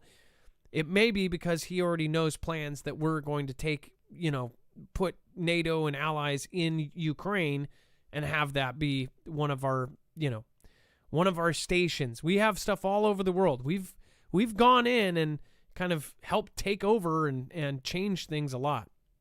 But one thing, I would say, look at the early history of like from between cab driver and president, there was a really nasty thing that involved children and a lot of people perishing. I don't know, though. It could be propaganda, but apparently a bunch of people passed, and it was because of something he did.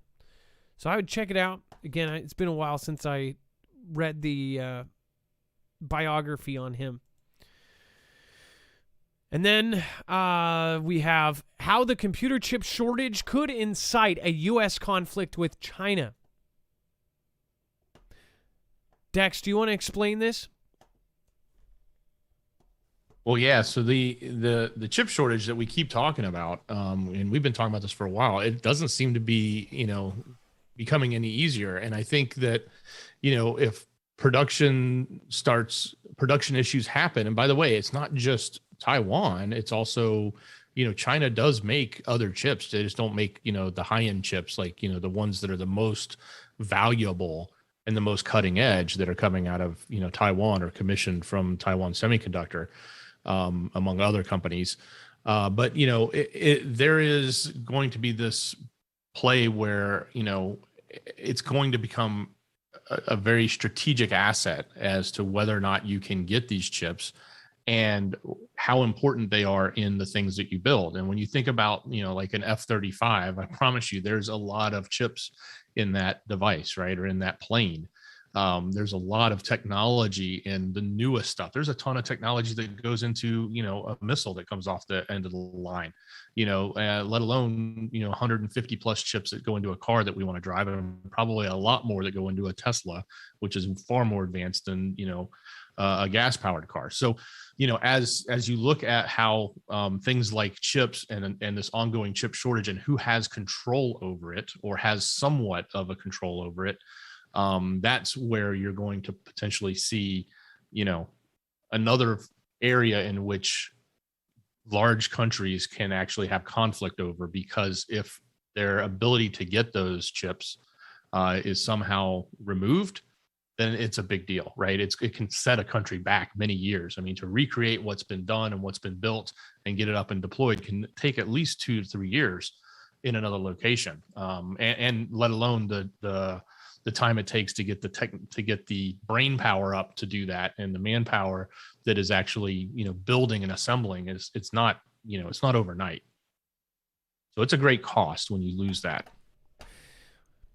And we have actually personally seen this between Dex's friend who owns an electronics shop that does like car stereos and things like that, to my friends who own a business doing actual electronics, like custom electronics for homes inside of like bracketed, all sorts of custom electronics that go into cabinets and things like that. They said that it's just insane. I mean, like something is clearly going on, and they keep getting the runaround by the distributors. And they're getting these weird backwards stories, kind of thing that the government would tell the distributors, and then the distributors tell the companies. I mean, obviously something far greater is going on here. And then we have a photo purporting to show the crashed U.S. F-35 jet in South China Sea circulates online. So one of the soldiers or somebody got a potential photo of this, which we've talked about this from beginning to end. Like Dex said, when we showed they had multiple carrier strike groups. I believe it was the Carl Vinson carrier strike group and another Truman, maybe. Don't quote me. Dex. Yeah, I think that one's in the Mediterranean. Truman is. Truman's in Mediterranean. Carl Vinson is the one that had the F-35 go down. Okay, so a carrier strike group is a carrier and then multiple other vessels that protect the carrier. The carrier is not good by itself, so they always have a group of boats as its defense. Carriers are very powerful, but they're very vulnerable without protection. So they always have a carrier strike group. That strike group contains many other planes. Well, that carrier had an F-35, one of our most advanced F-35s in the world, go down in the water. And something happened, and what's really weird is they said multiple people got injured on the boat. So we don't know if it didn't land right or what happened. Did they get attacked? Did a plane come in and attack and then we used the red phone or something? How did multiple people get injured and the plane went in? Or did the plane come in and land, had a technical difficulty or a cable broke or something as they were trying to stop it and then it went off the edge? They said that the pilot ejected. Did something like that happen? Well, either way, then the plane goes in. Dex said they will need to recover it because we do not want that technology going to any other country. If China or Russia access that jet, they can reverse engineer it, just as they've done with previous things, right? So then we covered the recovery effort, and apparently, and that's still ongoing. They're in a race to beat China there. Of course, China came out and said, we don't want your plane and you shouldn't be monkeying around in South China Sea. But that's their public statement. We know they want the plane, right? Well, yeah. And this is what confuses me. If there were people on board that got injured, didn't it happen and fall right off the boat? Weren't the boats there after it happened? Wouldn't they know the area and wouldn't they be sitting there over where it landed?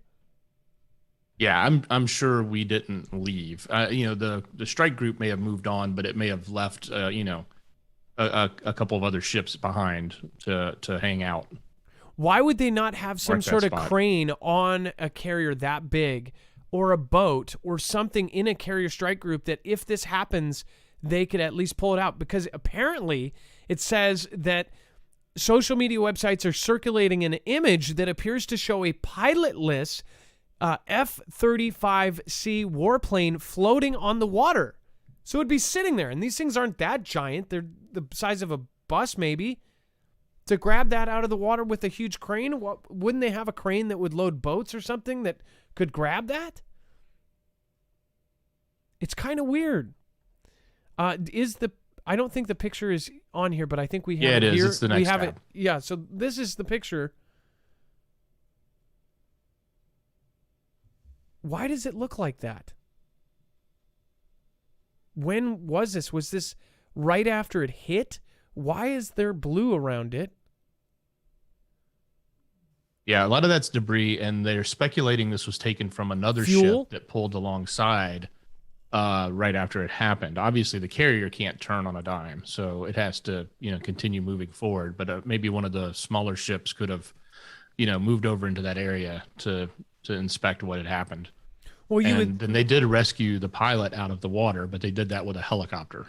Well, you would think that if it was at this point, even if it sank really quick, if they said it was floating, you would think that they would be able to throw a cable on it, hook it to something, and just have it dangling under the ship or something.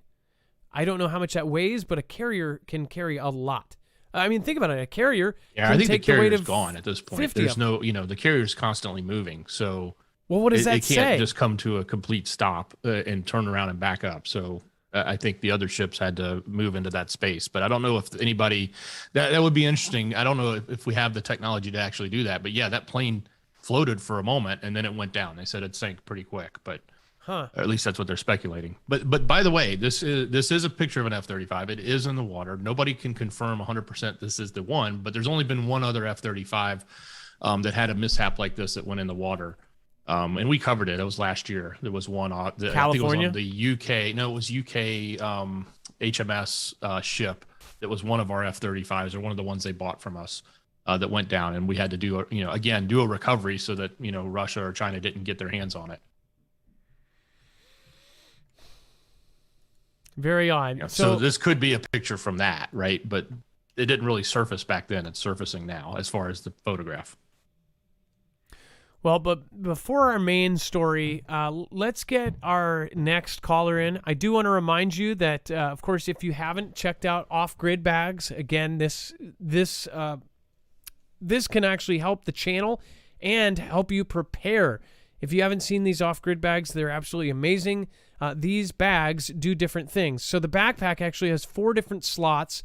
On top of just being your regular super high-quality backpack, this also has military level, basically Faraday bags that hold your electronics. On top of that, you can put your laptop, your tablet, your phone. It even has a key fob section in there to protect it from any kind of electronic interference. It can stop you from being tracked. That's why, hence, they call it off-grid. Once you put your electronics in there, it is off-grid. You can also get the separate bags, just like what they're showing right here on the screen, for just your phone or just your cell phone. They even have ones with windows on them. Those, again, the utility bag actually has a window so you can use your phone even when it is completely off-grid. It won't have internet, but you'll, of course, be able to access all of the things on your phone without being tracked. Now, the third piece here is a duffel bag. It is a Faraday bag that essentially it has a huge compartment that you can put multiple electronics in it and protect it. These are things that professional preppers most definitely will have or try to get. So again, if you are looking for one, this is an incredible company. We know this because they have already been contracted with agencies like FBI to make them these bags. They would use it for evidence that they didn't want to be tampered with. Say FBI would put a laptop that they didn't want tampered with in one of these bags and then put it in an evidence room. So then somebody couldn't hack it and delete the evidence. So these are incredibly, incredibly manufactured. The quality is top notch. I know because I have 2. I have a backpack and a duffel bag, both of which I'll be giving away. Make sure, again, the giveaway was for hitting 200,000 on Marfoogle News. We will be doing that shortly, so make sure to go over and subscribe to Marfoogle News. In fact, I believe I'll do the I'll pick somebody on Saturday. So I think that falls on the 31st or the 30th. So in just a couple days, make sure to go over there and get subscribed to Marfoogle News, and or send me an email with your name and which bag you would like at adam@marfooglenews.com. Now, no guaranteed win, but first and second prize will get prize will get their choice, and second prize will get whatever is left over. All right, Dex, let's get our third caller on, and then we'll be talking about our main story here in just a second.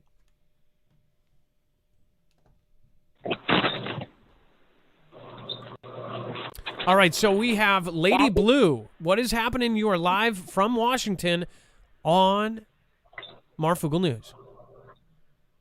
Thank you. How are you? I'm glad to hear you're feeling better. I'm doing as good as I can be. So, Lady Blue, are you local? You're Washington, not Washington, D.C., right? I'm Washington. As a matter of fact, I come from the Edmonds Lake Forest Park area, but now I'm a little further toward the ocean. I guess I like to live dangerously. But I came out a little more rural. So are you kind of city? Are you kind of by like Winco, that area, or? I'm actually kind of by what's up above Ocean Shores, up above the beach, up above. Oh, you're talking. I'm about an hour from the ocean. Oh, so you're from Edmonds and that kind of area, but now you're up. Oh, you are I was dangerous. There for 27 years. Yeah. When I started watching you, I was local right there in that area. You are in super dangerous territory. I moved out here. So you're in super dangerous territory. So you're like Mo Clips, Ocean Shores, kind of West Point, that kind of area, just around there. We don't need to know exactly. I'm an hour. Are you up the hill? I'm an hour from. I'm crazy, man. I don't know.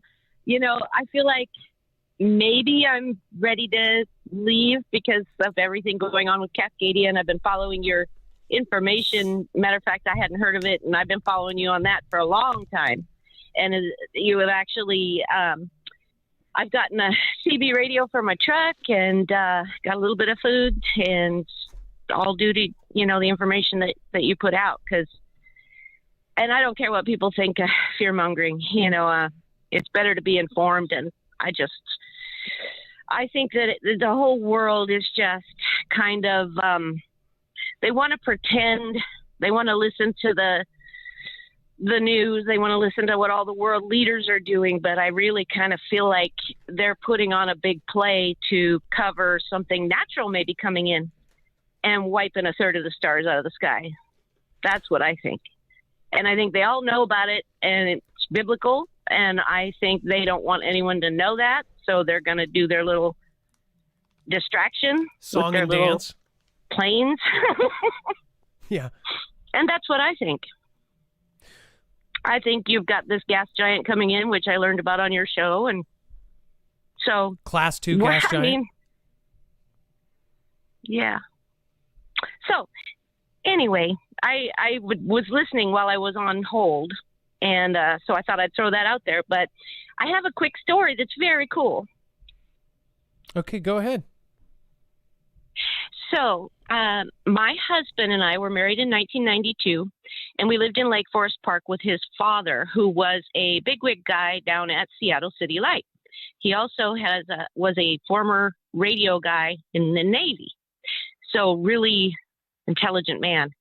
And he also had a ham radio and all of that stuff. But anyway, he helped put up the trolley system downtown and all that. Really amazing story, Seattle family. So he always said he was going to live to be 75. And he actually did die of cancer. He had prostate cancer, and I was a medical assistant, so I took care of him there at home. And we had rigged up a little doorbell system. Back in the 90s, you could buy those doorbells with the batteries in them, and it would go off in the house, and you just kind of like stick it to the front door. Remember those? Oh, yeah. So, yeah. So he would keep that in his pocket, and he'd push it anytime he needed us, and we were in the mother-in-law side. So tragically, he did decline, and he was okay with it. He was like at peace and amazing. But he stood up out of his hospital bed one day and both his femurs snapped and he fell. I mean, like snapped in half. It was the strongest man I've ever met falling on the floor. It was very tragic. But 2 weeks later, after he had been in a care center, he did pass on his 75th birthday. This was like 1995. And we were at home, and my sister-in-law and her husband had come over with balloons because we were going to go in there. It was his birthday. We were getting ready to go over there and cheer him up, and we got the call. But the crazy thing is about 15 minutes before we got the call, that doorbell system started going off. I'm getting chills right now. It started going off like crazy, and my husband and I looked at each other, and the sister-in-law and the husband were there for witnesses, and the brother-in-law ran over and he looked at the thing, and there were no batteries in it. I mean, I'm not kidding.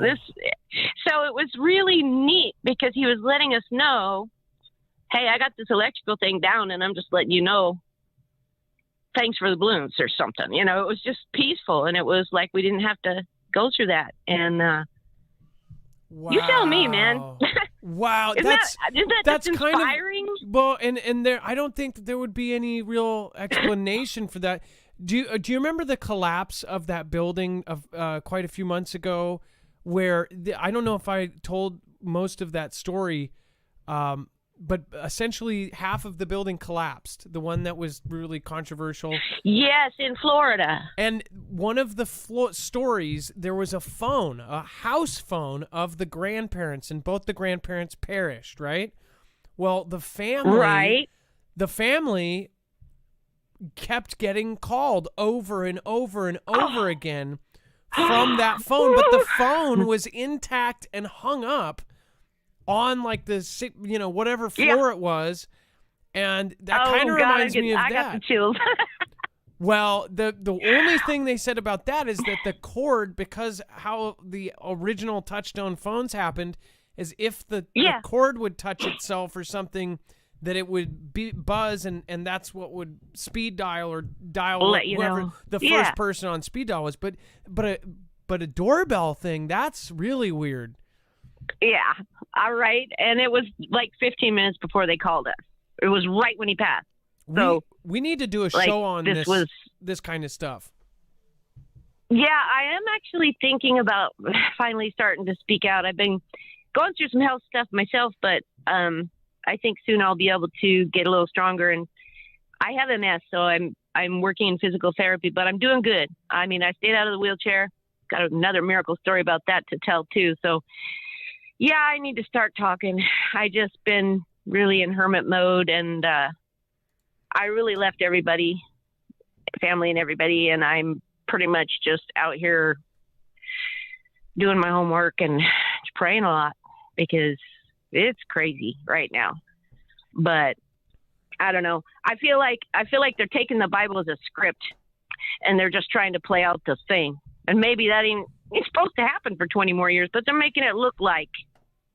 I think they're trying to trick us, and I think God's watching everything, so we can chill and just watch God handle things. That's how I feel. Well, and when it's time for me to leave this area, he's going to tell me, and I'll get up and pack my stuff and head to the middle of the country maybe, but I don't think he's telling me to do that yet, and I'm cool with it. As much as I've been through health-wise, I'm cool with it, even if something should happen. Because I know I'd be ringing doorbells all over the place. So I'm cool, Well, I personally don't have that feeling like it's going to happen right this second. I really do feel like I'm going to have a feeling. They're trying to make it look like it, but it's not time yet. That's what I feel like. They're messing with our heads and getting everybody to believe and manifest this World War III thing, and I just laugh at them because my dad had told me, he was in the Navy too. Both of our fathers were in the Navy, and my dad used to sit there and watch the news every night, and he'd be like, propaganda. He was so angry. And that's how I grew up, watching war movies with him, and I didn't have my mom, so I grew up like a tomboy in Oregon. And yeah, I mean, he told me some stuff, and growing up down by Hanford, I was a downwinder, 38 miles away from there. see a lot of stuff in the sky down there. I talked to you about that before. So yeah, I'd like to start my channel maybe in a month. Well, Lady I'm looking Blue, at possibly having a surgery for fusing my neck to stabilize it. And so I'm waiting to hear. well, just to know, yeah. we had, he hasn't been by in a while, but early on we had a YouTuber who actually did his show from his bed. Again, if you guys remember Jason Beck. Jason Beck had health issues. Just amazing. Hi, Jason Beck. Go ahead. Yeah. Well, but what's his name? Jason Beck, the Jason Beck show. He was one of my first subscribers in like the first couple hundred. I still pay attention to everybody that I used to, I these were the first people I knew. Like, imagine having like 10 subscribers, and for me, I started it from scratch, and then just randomly people found my stuff. Car. I remember. Well, it was way before that, because I was in my lunchroom at work, and like just a random person found. It's so weird starting a YouTube channel and then putting something in the title and somebody randomly finds it. Back when before you're shadow banned, they actually find, like, you put like, broom in your title and somebody's looking up brooms, they'll find your video. And that's how my channel started. It's so cool. Just weird. It's so cool. There's no coincidences. And, I'm not into tarot or anything like that, but I have watched a couple of those videos just out of curiosity. And some of those girls, they throw all those papers in that basket and they shuffle it around, and damn if they don't pull out stuff that's 100% accurate, including weird, unusual last names. And it's just like, okay, this is too creepy. I don't think I'm supposed to be doing this. That's because it's demonic. That's because it's demonic. Stay away from it. Yeah, I didn't feel that we're not supposed to know that stuff, right? We're supposed to have faith, and that's the tree of knowledge. I don't know. I had to go back and forth, and I get it. I'm trying. Yeah, it is hard because you have to go through looking at everything, questioning everything, and then making your own decision and not listening to your family, because you got to know you were having some discernment. And I came back around, and I went to church all my life until I was 16, and I came back around, and I'm just throwing it all to him because I know he's got this. Well, he very well does. Well, Lady Blue, we're out of time. I want to thank you for calling in again. I know. Thanks for the long call. I appreciate you listening. And, everybody just stay safe and watch a funny movie and chill out. And, don't I thought you were going to say, because I thought you were going to say, stay safe, be prepared, and Lady Blue out. Go. You could do that. Oh, well, we'll just smurf out. How's that? Okay. That works. All right. Lady Blue, always a pleasure. Thank you, Mark. All right. Talk to you next time. Bye-bye. That was Lady Blue, local.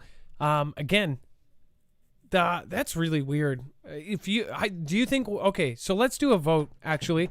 Everybody pop into chat right now. Everybody that is here, I want everybody to participate. That means just opening up your chat, pressing 1 or 2.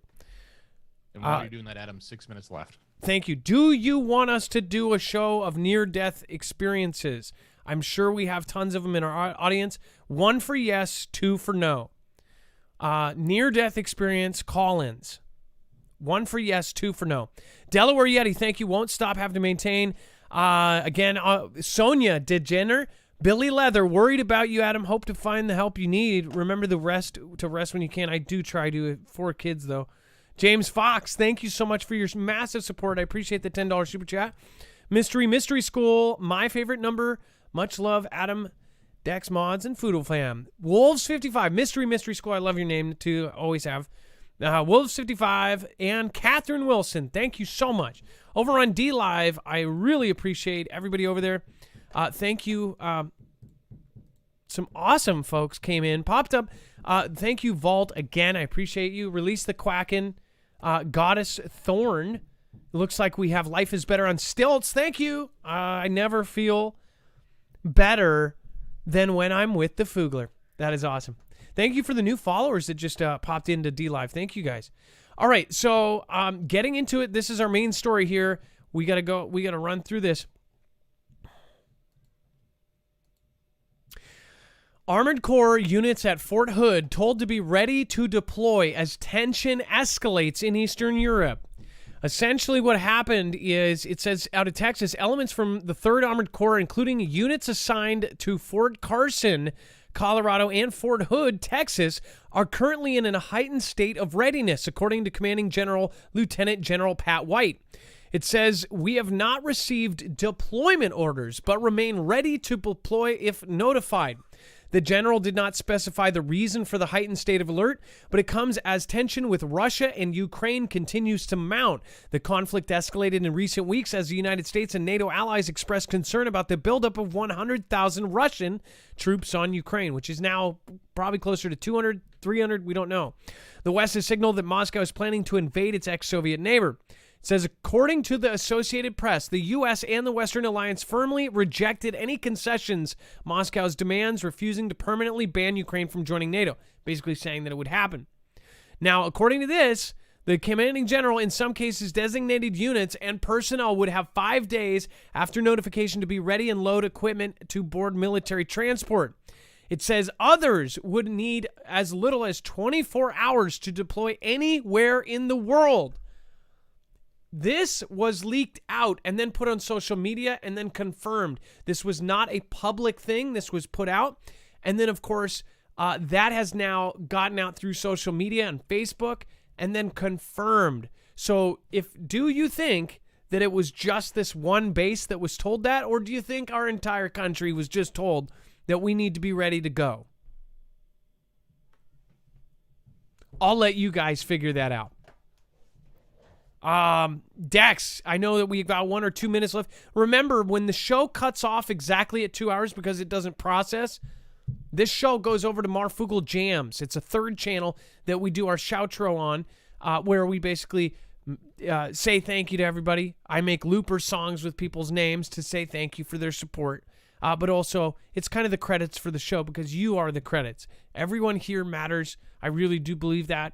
I love everybody here, including our wonderful mods. Make sure to press an M in the chat. It looks like people do want that show. Dex, as far as this goes, does it sound like we are getting ready for war? This goes hand in hand with what we were reported about 2 or 3 shows ago. One of our Foogle fam has close family ties with somebody in special ops, and they were told they had 24 hours to get ready to go, which we know special operations were going over sooner because that was actually publicly stated that we do rotate special ops in and out of Ukraine, which to me was code for saying they're already sending them in, right? But yeah, so this is definitely another sign. The actual release that was put out on social media, copied and pasted word for word from Lieutenant General Pat White, is actually on our website if you want to read it, as opposed to the article. The article's right there as well, but you can see what was sent to everyone.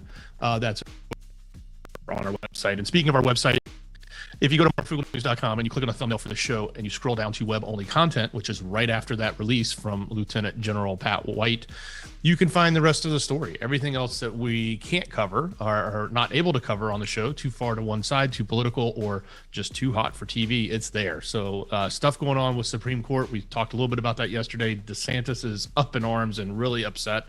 You can find out why. Other stuff going on, like some more CV things that they're trying to give to people, that's on there, and a new poll that's come out, and people are looking for money. And I think even our current administration has said he was looking for a job, which I probably was just a funny quote out of his meeting, but sitting down in front of a bunch of CEOs, and the first thing he says is, I'm looking for a job. So go check it out, marfooglenews.com. Click on the thumbnail for today's show, scroll down to web-only content. If you're on YouTube, open the description. It's the first link. It says show notes. It's right there. It's down below. Thank you, everybody, for being here. It is now time for the shoutro. It's not an outro. It's not a shout-out. It's a shoutro. Shoutro? It's a shoutro. It's a shoutro. Have a good night. Be safe, be prepared, and Marf out.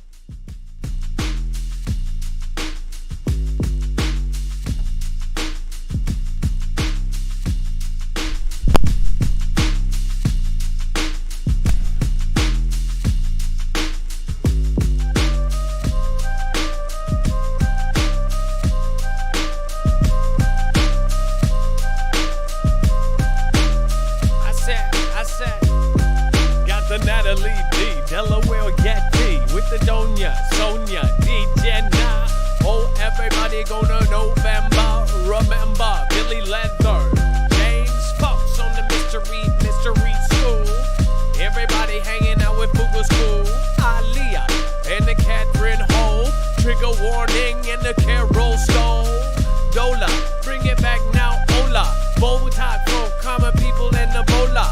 Oh, Ebola and the Ebola tracker. Thanks for EbolaTracker.com. Bring it right back like a Alex Hawkins. Now with the Haley Blevins and Mom. Hey, thank you, Mrs. Mom, for watching from East Tennessee, preparing us. Hey, like it is so